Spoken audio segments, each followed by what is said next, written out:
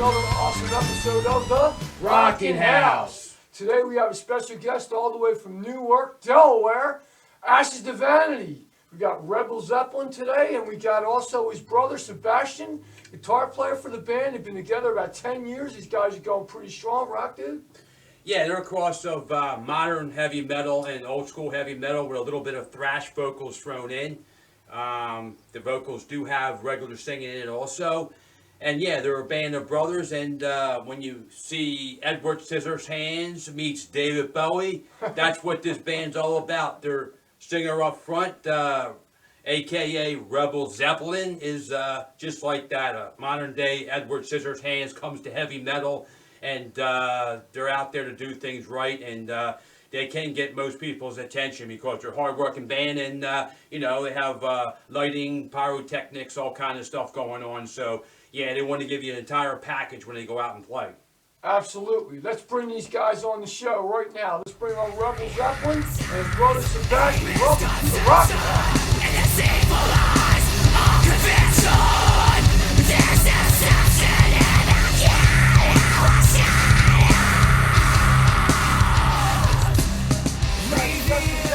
Today, actually, two guys from the band, Rebel Zeppelin and Sebastian, guitar player for the band, and also Rebel bass player and vocalist of Ashes to Vanity. Welcome, guys. We are thrilled to have you on the Rockin' House today, man. Hell yeah, guys. Thank you so much for having Ashes on the show. Absolutely, guys. Why don't we start out with, and I already introduced what you guys do, but I want to start out with, how you guys formed the band, how you guys as brothers, like the Van Halen brothers, decided to become a band and take it to the length you are right now, to where you're at a national status pretty much with Ashes to Vanity. How'd that all come about with you guys? Well, it started when we were in high school. When we were kids, he picked up the bass, and then I picked up the guitar, and we always just fiddled with him. And then I got real serious, and I started a band. He didn't really necessarily start the band at first, and then he saw me starting bands. So my first band I played in really progressive, like Iron Maiden meets Megadeth meets Rush kind of band. It was a three-piece too. Nice. And that was my high school thing. We actually did pretty well too. We went all in, played Trocadero a few times and stuff. Nice. And then after that fizzled out. And then I believe it or not, from playing the game Rock Band, Rebel would always just sing on it just for practice and stuff. And I was like, dude. Nice. He's got some vocals, man. I was like, we used to kind of fight and argue, but we finally just got together and said, let's start a band.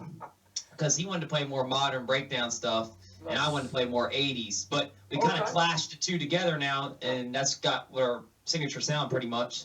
And and then I found our drummer, Jeffrey, pretty much through high school too.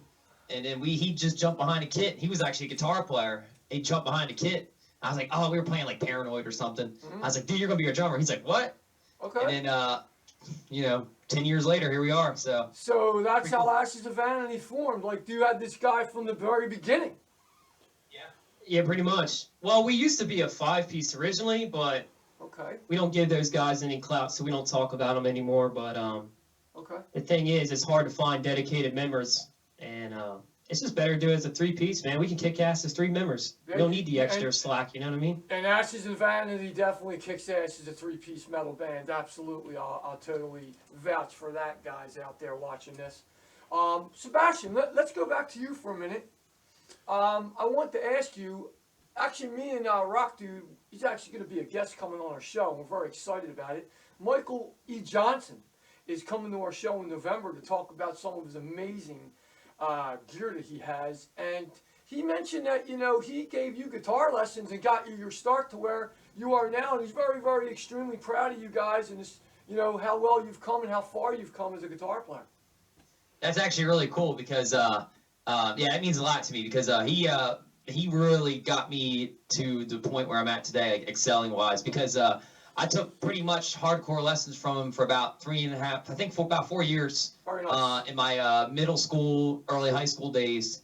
And it's funny, it's not that long ago, but YouTube's only been out for about 10 years. So, but when I first started taking lessons, there was no YouTube. There wasn't it was still the old school, grabbing a guitar magazine, looking for the tabs, or getting a teacher. So Yeah, he really got my playing excelled quick, and the thing I thought was so cool about Mark Johnson, I always strive to get to his level, was he would teach me, like, the basic theory and stuff, but he would also be like, hey, just bring a song in. And he had a little boombox in the teaching room. And he's like, I'll just play this, just bring a song in, we'll learn it. There He'd you sit go. there and just learn it by ear. And I just like, I gotta do that one day. And finally, after years and years and years of training my ear, I can do that too. So it's really, really cool. So yeah, badass guitar player. I respect all his work too. He's got some cool stuff. Yeah, absolutely. Rebel, let's go back to you, brother. Let's talk about how he said you're playing games and he heard your voice and that's how the singing started. How about the Yeah. bass playing, man? You're a fellow bass player like me and you're pretty damn good at what you play. Your style's really cool. It's got like a little bit of an old 80s metal type feel, but you're bringing it into the now, which is a very good element. Let's talk about that with you. Well, playing bass, I never took any lessons because I kind of want to develop my own style, my own sound, my own look. That's it. Because I feel like if you have, like, a guy teaching you stuff, you kind of develop his kind of sound. I didn't want that. I wanted all my own stuff, you know what I mean? Right, yeah. But Oh, yeah. when I first started playing bass, one of the bass players that really got me into playing was Flea from Red Hot Chili Peppers. Yeah. Well, You hear that bass slap and you're just like hooked, you know what I mean? yeah, dude, I love Flea. So I started off with, like, E-tuning style bass stuff with the slap. Yep, And then I progressed into more like death metal stuff because I love bands like Death and stuff like that. Love And Death, man. Steve DiGiorgio is like one of my favorite bass players. Yeah. And I started like watching videos of, like, Billy Sheehan and stuff like that with the tapping stuff. You gotta give kudos to those guys because, man, they're the foundation. Honestly, they didn't have the YouTube, they didn't have the stuff that the newer generation kids have nowadays. I feel it's like so much easier just to pick up and learn something because you just see all the techniques there. Yes. You know what I mean? Yeah, and don't forget them other bass players like Steve Harris, one of my Oh, favorites Steve Harris, ever. brother, you know that. And then you got Rudy Sarzo. The list goes Yep. on, man. These guys. Dude, that's the killing. thing, man. When you talk about stuff like this, you can go on for days because there's just so many yeah. great bass players to name out there. You know what I mean? All right, I'll tell you what, man. We're gonna come back in just a minute with these guys.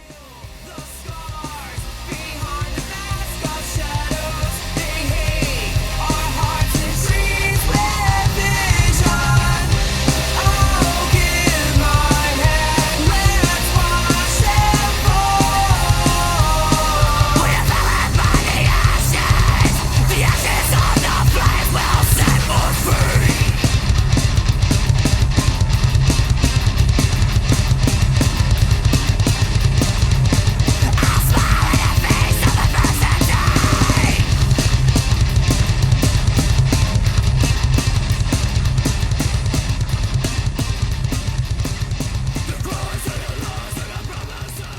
All right, I'm Marky Z, and I'm back again with Ashes to Vanity. Welcome back, guys. Oh yeah. Awesome, man. Well, we talked about how you guys formed and, being brothers, forming a band, and you used to play some video games, and he got his voice developed through you hearing how he's singing and saying, hey, he's got pretty good vocal pipes, man. Maybe we should just have him sing. And we talked about that, how that happened, and, Marky Johnson giving you lessons and inspired you to be the guitar player you are today, now playing a national status band. Let's go and talk about the name. How did the name come about, Ashes to Vanity? And, of course, your single with, Mask Illusion, badass. Hell yeah, man. It's funny you say that. I always like to write to stimulate, like, my conscience. Like, the name Ashes to Vanity really can mean two things. It depends if you're a glass half full or glass half empty. You a pessimistic person or you optimistic. Okay. So one view is reborn, like rebirth. One's life, one's death. Okay. So from ashes to vanity can mean from the ashes into something beautiful, like something in new life. Nice. And I like the it. other way you could look at it as in everything in this world that is beautiful will eventually turn to ash. So Yeah. it's like death, you know what I mean? Truth? You know what I mean? Very cool. That's how the name came about. Very awesome. Yeah. I like to think of things where people can actually kind of put their own spin on something. It depends how they think about it, you know? Sure. I even do it when I write lyrics. That's how I write lyrics. Like, you can look at my song and think of it as a positive aspect of things, or if someone who's feeling dark or empty can look at it as a negative light. Right. I understand. Very cool. Because there's Very cool. no light without darkness and vice versa. That's correct. Let's talk about the song, man. Mask of Illusion. That video seems to be doing pretty good with some numbers, huh? Hell yeah, man. Yeah, let's talk Ash, you about want to that. take this away? Yes, this is actually kind of a funny story. So we started working on our next EP our latest EP, Mass Illusion, right before this whole pandemic hit. Well, actually, we were beforehand, but it was almost done right before the whole pandemic hit. Right. We were actually filming the video as the whole shutdown started, and it was so funny because like Wow. we didn't even know anything about this pandemic or nothing. And at Right. Rebel, we've got some, because the song Mass Illusion is a metaphor. It's not like he'll have to tell you exactly what it's about, because I'm not like, I don't know the whole metaphor behind it. But we got these costumes and everything with the plague masks. Yeah. Not for anything to do with the pandemic, but it was so funny how it just came together and worked with the whole thing. See how the And, universe works, man. But the funny thing is that happened with the whole situation is we had to wait for it, because this was supposed to come out around that time the pandemic hit, and then we had some delays and stuff. So it was a lot of hard work and a lot of wait, but we got it out. Very awesome, man. So guys, what are we looking at, man? So you guys are working on new stuff besides this, or this is actually the new album right now to date? Well, this is the newest album to date. We didn't really get a chance to, tour with it as much because honestly, with COVID, it's really hindering our show opportunities. Oh yeah. But we're actually currently writing some new material now as we speak. Very We're cool. writing with a guy, a pretty popular band in Delaware. They're known as Awake at Last. I don't know if you guys ever heard of them, but they're really good band. And the guy we're working with, his name is Eric Blackway, Okay. and he's really helping us out with their new recordings. And Nice. right now, it's going to be some of the most different things we have ever written, and definitely be on the lookout for that. We don't have any like release date or anything like that. Everything's Sure. just so new, and Sure. it's going to be. I'm telling you right now, it's going to be awesome, man. Awesome. That's great, man. It's always cool when you can develop. Yeah. Yeah, man. Very cool. All right, man. We're going to come back with these guys in a minute, talk some more about their new album. Be right back.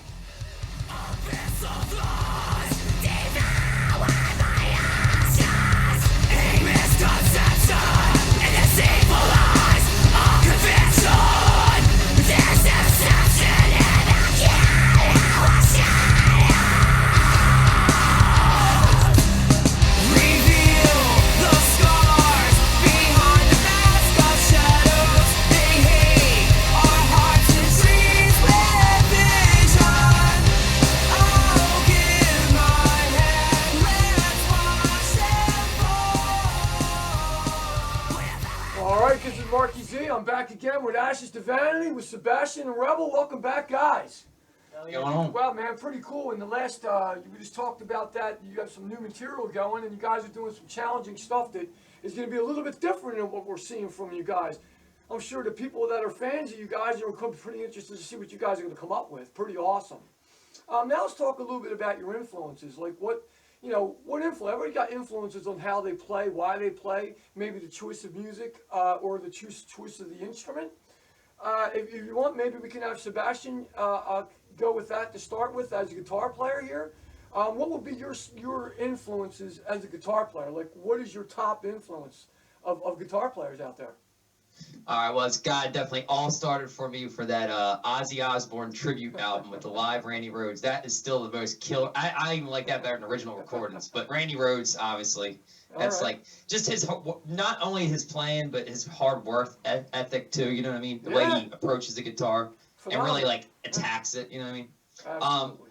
Lexi Lio from Children of Bodom was a huge influence by me too. I really like him.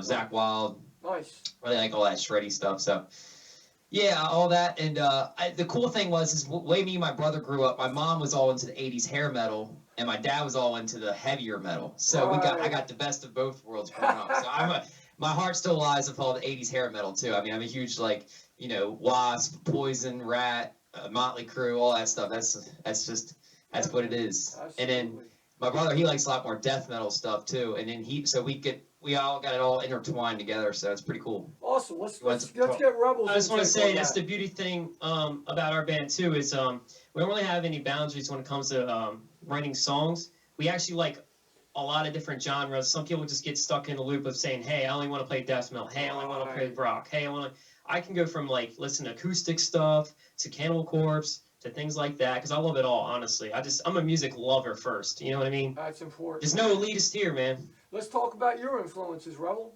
What are your influences on bass, man? I know you said Oh, Flea, baby. but Where do I even begin? There's just so many.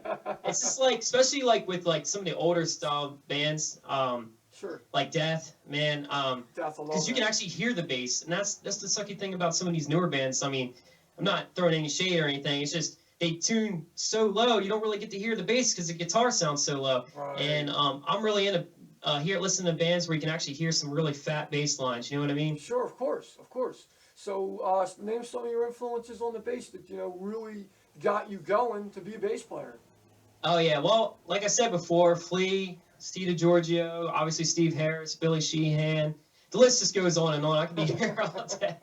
So, But yeah, like I said, even for vocals, I mean, one of my favorite vocalists out there is Stu Block. I mean, he's Okay. amazing from Into Eternity, and now he's in Iced Earth right now. Okay. He does it all. He does the screaming. He does the really high falsetto stuff. I just like it all. I try to incorporate it all in my vocal styling, even for Ash to Vanity. Well, I think what's cool is, and I'll be honest, I'm not a big screaming metal fan, but you incorporate and utilize it pretty good with your music. Like, you don't overdo it.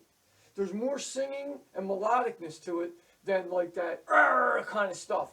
And, Right. and I think that's what separates you guys from a lot of these bands that I hear out there. And Well- I'm talking on a national scale. Yeah, well, you know what it is too is I'll sit here with the acoustic guitar because it all starts with the acoustic. I feel like because you put so much soul into it. So when I'm writing, we're writing choruses and stuff. I usually try singing out a melody first. You know what I mean? Yeah, man, absolutely, absolutely. So let's close our show today with we talked a little bit about and we brought it up, but we're going to talk a little more. What's your take on the scamdemic? Like what is your future looking like? I mean, I know we all can't predict it, but you'd be surprised how many different views I get on how people are handling it, being musicians, like we all are. Honestly, the way we're handling it is, I mean, we're just going day by day. But Sure. the weird thing is now, especially with guitarists from Wake At Last helping us out with these new recordings and stuff, it's just we'll just gotta wait and see. But we've got some really cool stuff around the table. I mean, even though this stuff is really hard to deal with and everything, but Sure. it's pretty cool. I mean, we got some cool opportunities coming up. So actually, it kind of when some doors close, some open. So you just gotta look at it like that. Yeah. Absolutely, and you couldn't have said. But I it do a go better out, I way. do miss playing though. I can't wait to go back out there and start playing more shows. Yeah, man, of course, man. I miss it too. I played a couple, but I had one canceled because of it. It is what it is. It's every musician I speak to, national, it doesn't matter. They're all saying the same thing. So you guys are in the same boat. We're all in this together. So we all got to try to get out of it together. And the best way to do it is keep honing our craft and do not stop. Do not stop playing. Never stop, man. Never stop, man. All right, well, with that said, I'm Marky Z with my partner, Rock Dude. And again, guys, we appreciate you coming to the show. The Rockin' House, I'm out.